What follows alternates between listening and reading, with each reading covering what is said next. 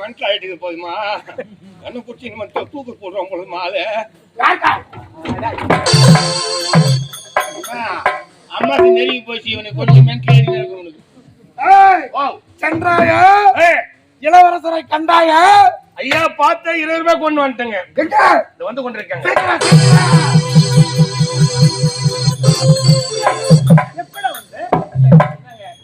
போயிட்டு உங்களுடைய தங்கச்சி தங்க மகன் இருக்காங்க பாத்தீங்களா? அப்படி ஆமாங்க.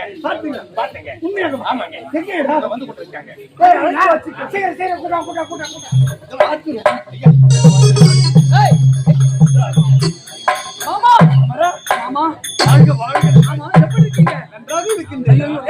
மாமா சாப்பிடுறது இல்லையா? அடிச்சு போயிருக்காரு. தங்கச்சி பிள்ளைங்க எங்க போனாங்களோ ஏது போனாங்களோ ஏக்கமே தான் இருக்கு. இதான் உண்மை. அப்படியா? ஆமா, யாரு இவர்களா? மாமான்னு மச்சாக்கள் யாரு? நாம இதெல்லாம் எனக்கு விளக்கத்தை சொல்லவே இல்லை. நீங்க சொல்றேன் இதை காட்டி இது என்னன்னு கேட்டல. இதுக்கு சொந்தக்காரர் வந்துருக்காங்க. என்னது இதுக்கு சொந்தக்காரா? ஆமா. முதல்ல இது என்னடா? இது என்ன தெரியுமா? இதுதான் தாலி. தாலியா? ஆமா. அப்படி என்றால் எனக்கு இந்த திருமணம் எப்ப நடந்தது? சின்னம் சிறு வயதில் இவனுக்கு திருமணம் நடந்து முடிந்து விட்டது. சின்ன சிறு வயதில் திருமணம் நடந்து விட்டது. ஆமா. அப்படி என்றால் இந்த தாலிக்கு சொந்தக்கார் எப்படி தெரியுமா? எப்படி? சின்னம் சிறு வயதிலேயே நம்முடைய தாய் தந்தையர்கள் நம்மை விட்டு பிரிந்து விட்டார்கள். அப்படி பிறந்த காரணத்தினால் சொந்தம் விட்டு போகக்கூடாது என்ற காரணத்தினால் விஜயபுரம் நாட்டாளக்கூடிய நம்முடைய தாய்மாமன் விஜயவர்மன் அவருடைய மகன் விஜயனுக்கும் உனக்கும் வாலி திருமணம் முடித்து விட்டார். ஆமா. இப்பொழுது புரிகிறதா? அப்படியே இந்த தாலிக்கு சொந்தக்கார் முதல்ல அப்புறம் பார்க்கலாம். அதுக்கு யார் தெரியுமா? அவர் தான் மாமா. ஆமா. மாமா என்ன இதோ வாழ்க வாழ்க வாழ்க. சரி அன்று அப்பா என்னமா இவங்க யாரு? உன்னுடைய அண்ணியமா? அண்ணியா? மதனி. அப்படியா? அண்ணி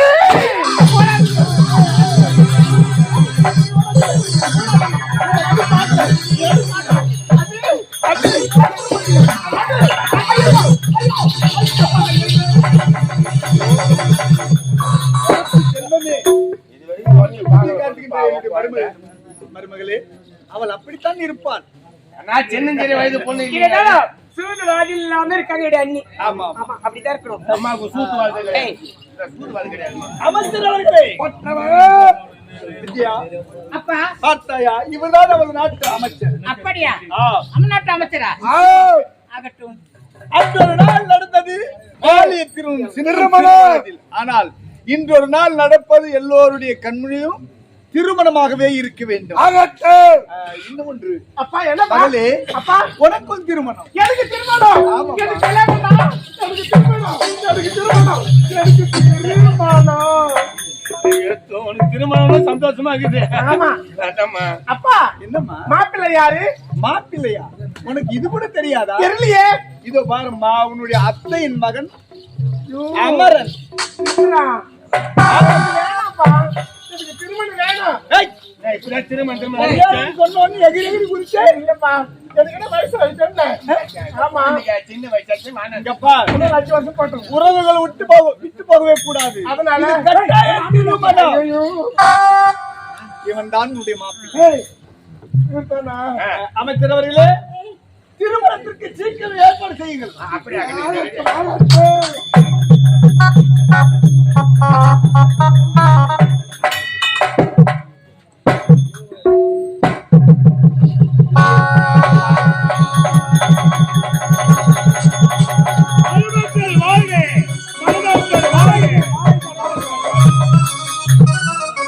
வாழ்க வாழ்க வாழ்க வாழ்க, பல்லாண்டு வாழ்க.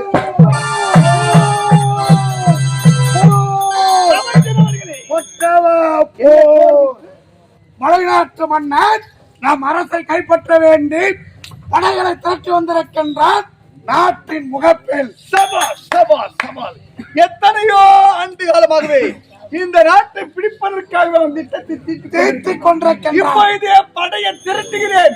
அவனை கொன்று குவித்து விட்டு வெற்றியோடு திரும்புகிறேன். சென்று இல்லைங்க, இந்த தளபதிகளுக்கு நீங்கள் ஏன் செல்ல வேண்டும்?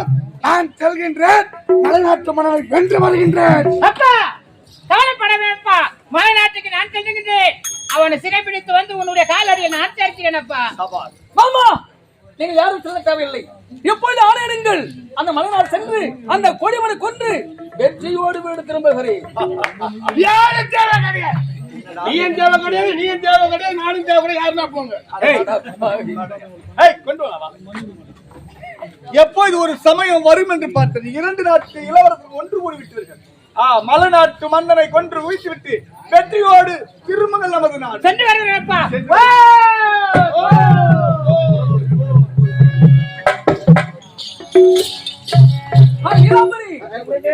உனக்கும் எனக்கும் திருமணம் நடந்தது.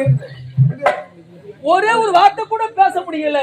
அதனால நான் போருக்கு போறேன்.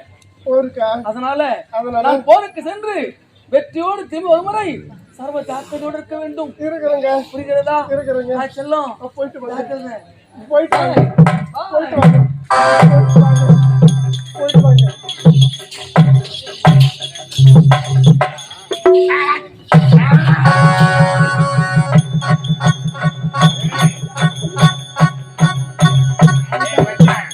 புத்தி உண்மையே விட்டு போறடா. என்ன புத்தி? என்ன புத்தி? அவரு சர்வாயிரு ஆளக்கருத்து. ஒரு அடிக்கு 5000. ஒரு அடி ஆளுந்தா 5000. ஒரு தெருக்கூத்து கம்பெனி நாடகம் வச்சுக்கிறாரு. அதுலயும் சம்பாதிக்கிறாரு. அதுலயும் போய் சம்பாதிக்கிறாரு. அதுவும் பத்தல. ஆளுந்துக்கிறாரு. ஞாயிற்றுக்கிழமை கூட லீவ் போறது இல்ல. ஆளுந்து ஆளுந்து ஆளுந்து எங்க கொண்டு போட்டு அப்படி இங்கே அழகிறாப்புல பாரு.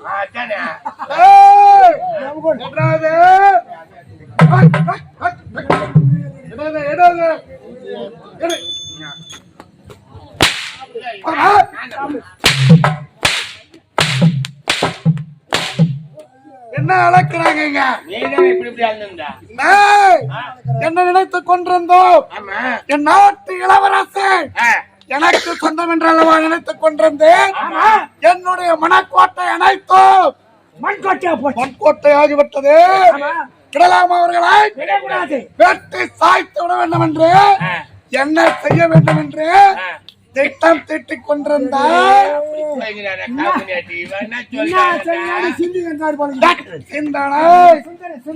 சிந்தனை செய்து கொண்டிருக்கின்றேன். நீங்கள் இருவரும் அளக்கிறாங்களா? இங்க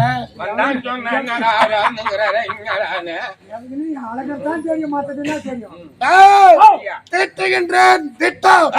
என் திட்டத்திற்கு ஒத்துழைத்தால் நான் இருக்கும் இடம் உங்கள் இருவருக்கும் இடம் கிடைக்கல. காத்து வந்து ரொம்ப நாளா நாலு இடம் எப்ப கிடைக்கும்? அவர் என்ன சொன்னாரு? அவர் இடத்துல நம்பினாரு.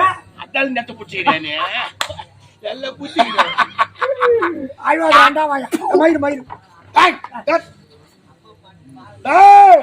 அறிவில்லாதவர்களே, என்னுடைய இடம் என்றால் நான் இருக்கும் பதவி.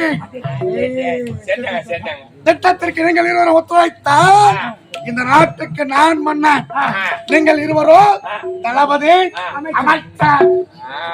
புரிகின்றதா? கொண்டு வா.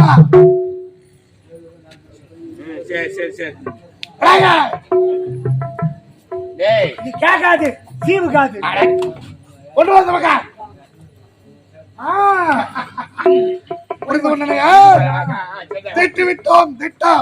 திட்டத்தை செயல்படுத்த அடிமேல் அடி எடுத்து வைக்க வேண்டும். புறப்பட்டு வாருங்க.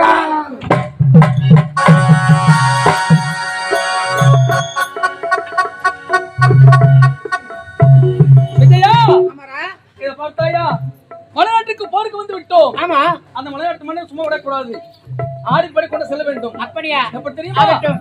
இன்னொருவர் வேதனை இவர்களுக்கு வேடிக்கை, இதயமற்ற மனிதருக்கு இவையெல்லாம் வாடிக்கை. எத்தனை பெரிய மனிதருக்கு எத்தனை பெரிய மனிதருக்கு எத்தனை பெரிய மனம் இருக்கு. எத்தனை பெரிய மனிதருக்கு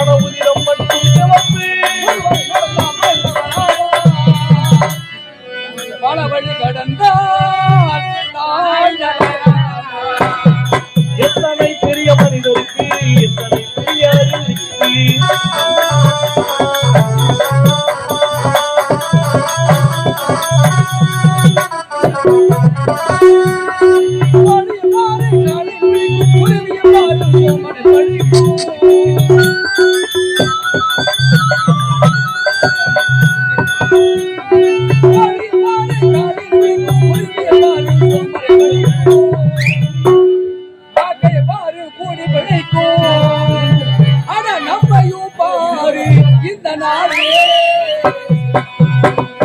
எத்தனை பெரிய மனிதருக்கு, எத்தனை பெரிய மனிதருக்கு, எத்தனை பெரிய மனிதருக்கு, எத்தனை பெரிய மனம் இருக்கு.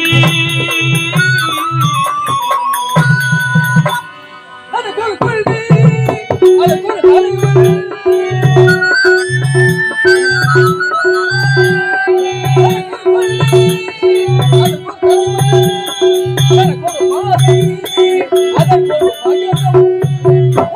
நம்பி உயர்ந்திடு தம்பி, நீ உயர்ந்திட வேண்டும் இரு கைகளை நம்பி. எத்தனை பெரிய மனிதருக்கு, எத்தனை பெரிய மனம் இருக்கு.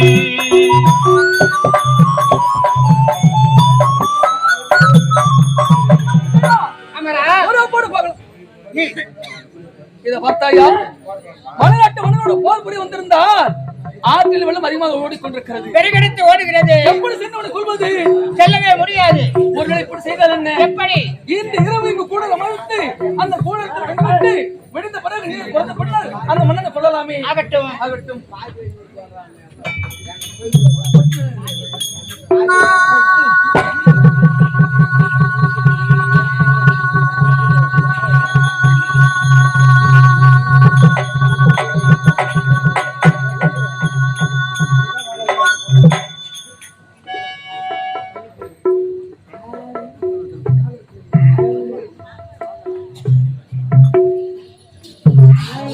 அண்ணி, அண்ணி, சொல்லுங்க அண்ணி. பாருங்க. ஆமா. திருமணம் நடந்த கையோடி அண்ணன் கோரிக்கை போய்விட்டாரு. வருத்தமா அண்ணன். எனக்கு ரொம்ப மன கஷ்டமா இருக்குது. அப்படியா? ஆமா, அவர் பாக்குறது இருக்க முடியல என்னால. எனக்குமா அப்படியே மன கஷ்டத்துல சாப்பாடை ஏத்துக்க மாட்டேது, ஜுரம் விட்டு விட்டு அடிக்குது, கால் ரெண்டு இழுத்துக்கிச்சு, என்னால கூட முடியலம்மா. உனக்கு என்னடா உன் மனை விட்டு வைக்கலன்னா? இல்ல சொல்றேன், தூக்கம் நல்லா கஷ்டப்படுறேன்ல அதாலமா. அதனால ஏய் இப்பதான் இதற்கு திருமணம் நடந்தது. நடந்த கையோடி என்னுடைய அண்ணனோ என்னுடைய கணவரோ போருக்கு போயிட்டாங்க. அதனால எங்களுக்கு இருந்த களைப்பா இருக்குது. சற்று நேரம் உறங்க போகிறோம். காவல சமைச்சாங்க அண்ணி. பிறகு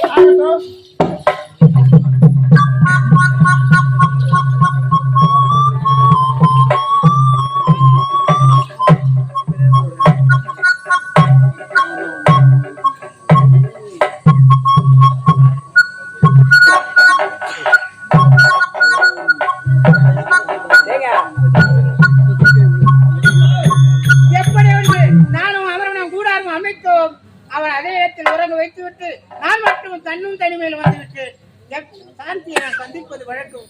ஆனால் இப்போதே நான் அரண்மனைக்கு புறப்படுகிறேன்.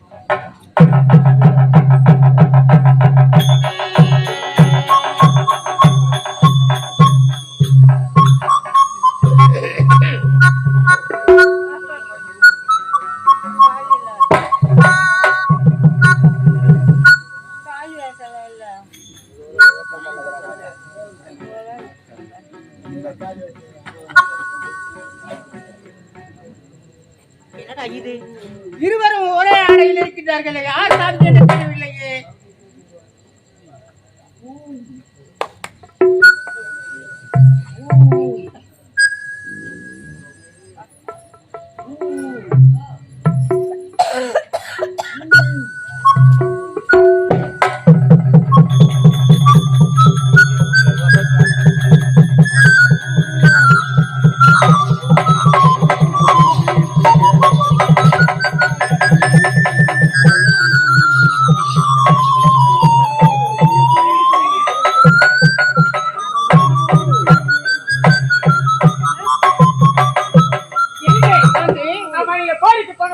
போருக்கு சென்றோம்.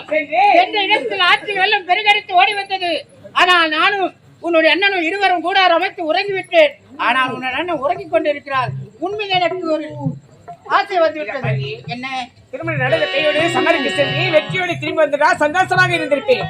ஆனால் அதை விடுத்து மனைவி ஏக்கத்தோடு வந்து விட்டேன். நாட்டு மக்கள் அனைவரும் அவராக பேச மாட்டார்கள். பார்க்காம முன்னால் இருக்க முடியவில்லை. ஆமா, ஆமா. கண்ணா கண்ணா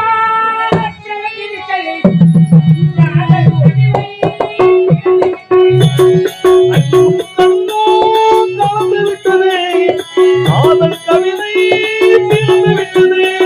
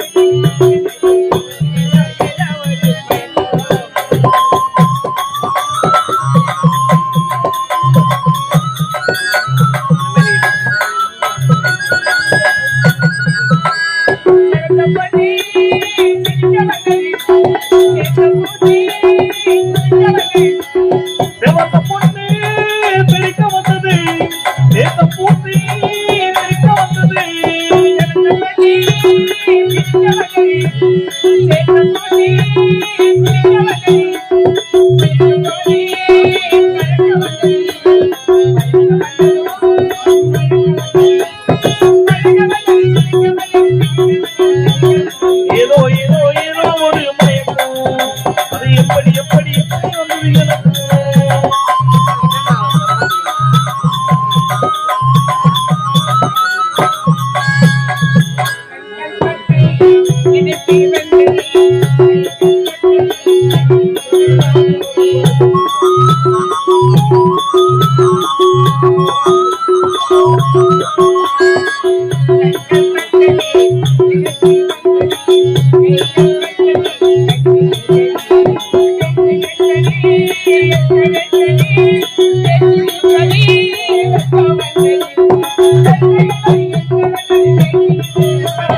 ஏதோ ஏதோ ஏதோ ஒரு மயக்கம் எப்படி எப்படி எப்படி வந்தது எனக்கு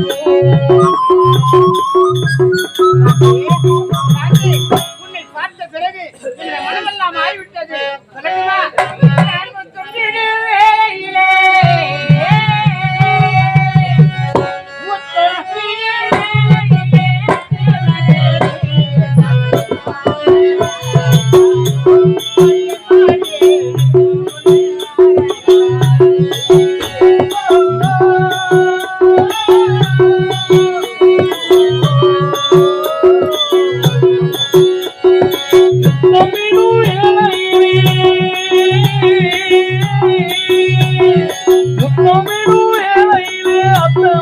போகையிலே ஒன்றிரண்டு கலந்திருக்கும்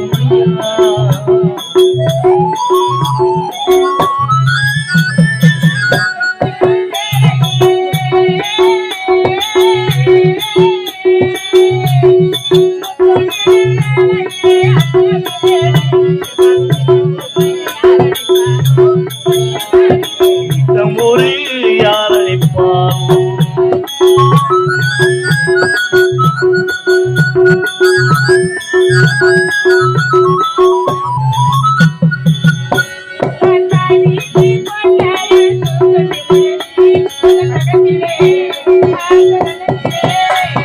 வாய்விருந்து போட்டாலும் தூக்கமில்லை பக்கத்திலே ஆசை வெள்ளத்திலே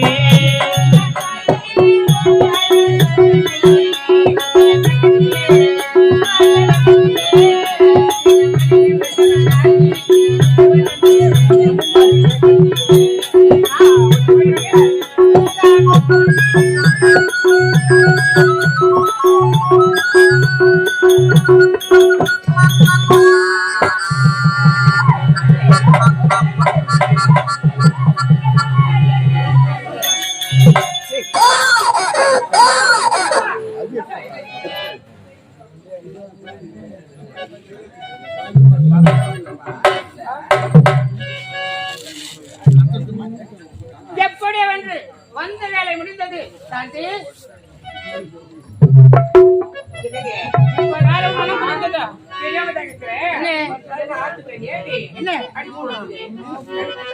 நான் வந்த வேலை முடிந்து விட்டது. ஆகமம் தீர்ந்து விட்டது. என்ன செய்யற? இங்கு நடந்தது அனைத்துமே உன்னிடத்தில் ஒரு உண்மை சொல்லுகிறேன். நான் வந்து சென்றதும் இங்கு நடந்தது யாரிடத்தில் சொல்லவே கூடாது. சந்தோஷமாக இருந்த விஷயத்தை யாரிடம் சொல்லக்கூடாது. உனக்கு ஒரு சத்தியத்தை செய்து சத்தியம் செய்ய உயிரை போனாலும் சரி, நாம் இருவரும் சந்தோஷமாக இருந்த விஷயத்தை யாரிடம் சொல்ல மாட்டேன். இதுல சத்தியம்